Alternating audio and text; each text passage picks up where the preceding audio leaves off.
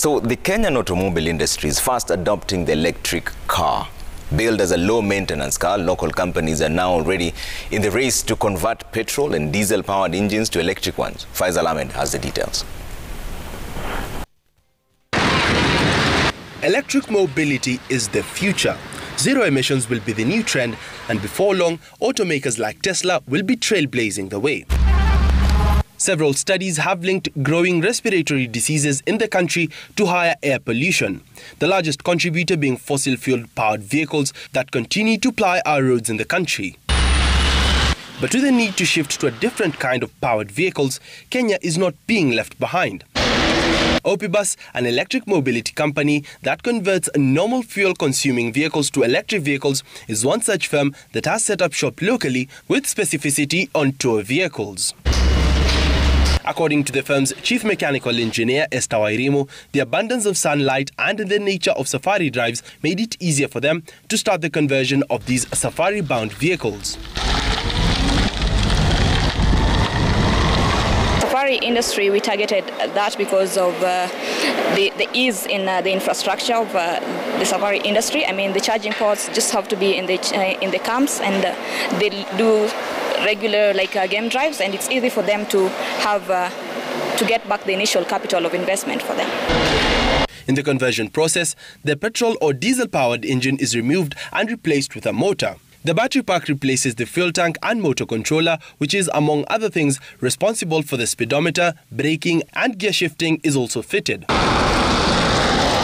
The interior and the bodywork of the vehicle remains unchanged.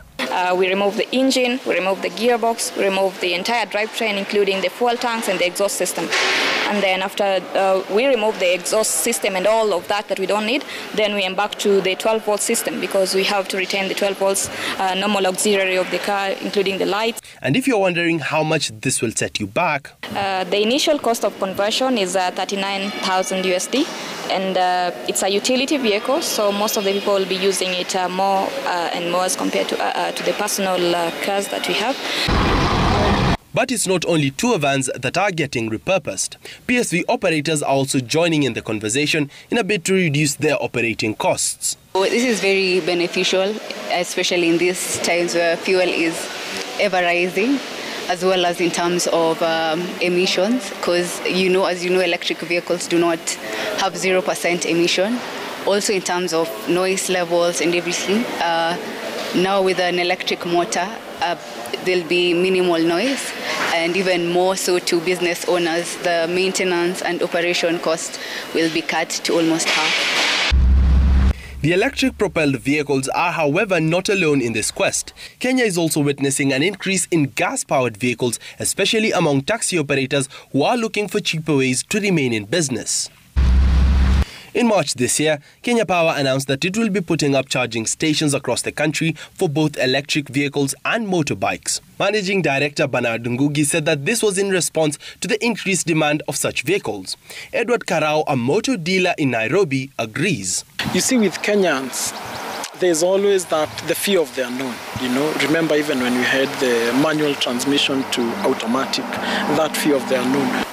Because you start talking to a normal Kenyan and tell you, oh, I charge this vehicle, what if I don't have the charger? What if the charger happens to spoil? What if I don't have electricity? Ecorent Africa, the firm behind electric taxi service Nopia, was also among the first firms to launch them in Kenya. In 2018, they had indicated that they were targeting a fleet of 150 vehicles by the end of last year. The savings on my side is that I don't have to fuel the car, and I make savings out of the fact that I don't have to fuel the car. And for a normal taxi driver, a normal trip, maybe for a day, you'll fuel between 1,500 to 2,000 now, depending on your trip. So that 1,500 to 2,000, that's savings on my side. Faisal Ahmed, Citizen TV, Nairobi.